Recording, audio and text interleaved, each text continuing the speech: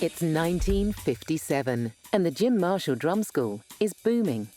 Jim built up to having dozens, if not 60-odd students, teaching them out of the front bedroom in the house where he was living.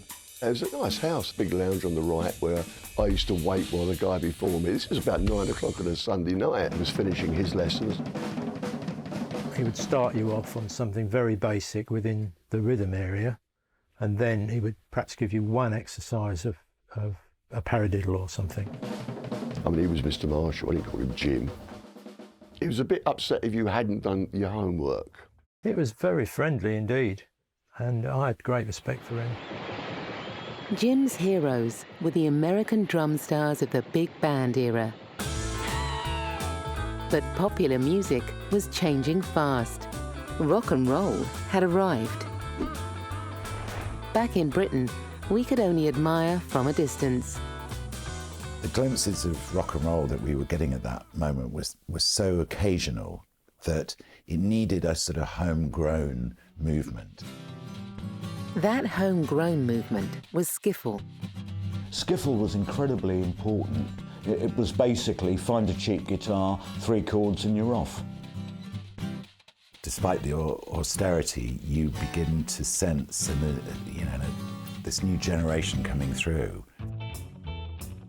Well, after Lonnie Donegan and the skiffle craze, people that picked up a guitar and stayed with it ventured into rock and roll. And the good thing about it was there were lots of places to play. It wasn't just the music that inspired Britain's new rockers. Buddy Holly was playing her Fender Stratocaster, 1950, about 57. So we were all looking at that, and of course wanted one. We just wanted to be rock and roll stars, you know. But the glamorous American instruments of rock and roll were deemed luxury goods and under a strict trade embargo. For most young musicians, it was a case of make do and mend. Money was tight for everybody. The first drum kit I had, it wasn't a drum kit, it was a bit of this and a bit of that, a bass drum from 1918 with one head on it, I think. Jim taught on his own professional kit, but even used percussion was hard to find. Jim came back from the West End with a drum kit which was made up of all sorts of different makes, real hodgepodge, and it was all hand-painted in black gloss paint. To meet demand, electric guitars began to flood in from Europe.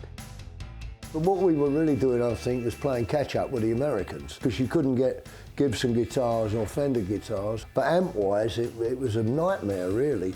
There were some people that made them, like Charlie Watkins. We wanted to hear the sound that was beginning to come from guitars. They could hold a note on. But as rock and roll filled bigger venues, British amps had reached their limit. There was nothing above sort of 10 watts, because they were all little tiny, they were make-do amplifiers. They weren't proper guitar amps.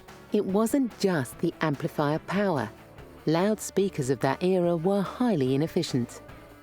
What can you do with a soppy little 10-inch speaker? I ask you. You can't do anything with it. That all changed in 1958. The kind of amplifiers that everybody started using, everybody, including the Beatles, were the amplifiers used by the Shadows. Well, Vox were the first of the great British amplifier manufacturers, and their pride and joy was the still legendary to this day Vox AC30. And I managed to acquire myself a Vox AC15 then, which was amazing. And they all had AC30s, so I really did feel like the new boy, you know. Many of Jim's pupils now had paying gigs and were eager to buy their first kit. Naturally, they turned to Jim for advice. I used to take all the pupils to a shop called Lou Davis in Charing Cross Road, London. Lou Davis was a major retailer of British Premier drums. Over the years, Jim had bought him dozens of new customers. He never got anything for doing that. It was just, he wanted to make sure that his pupils got the best. One day the manager said to me, well, you know, you're a damn fool, why don't you open your own drum store? It was the defining moment. Next time on Play It Loud. With a new Premier drum concession, Jim and Terry open the first Marshall shop.